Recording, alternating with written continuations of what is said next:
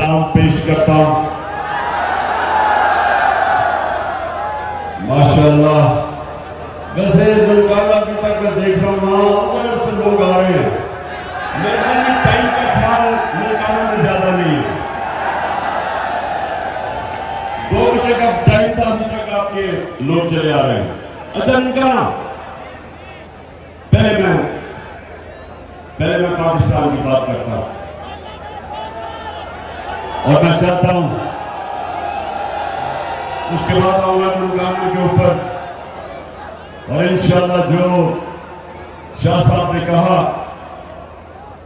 कि मेरी पूरी कोशिश है कि मेरी नौजवान आबादी को तालीम दी जाए, और मुझे पता था कि मुल्काना में कोई यूनिवर्सिटी नहीं, और इसलिए इंशाअल्लाह हम यूनिवर्सिटी भी और स्कूल भी बेहतर करेंगे आपके। हमने पूरी कोशिश की कि पाकिस्तान में एक तालीमी निसाब आए। ये क्यों जरूरी है? क्योंकि तालीम के जरिए हम अपने लोगों को नीचा रखते हैं।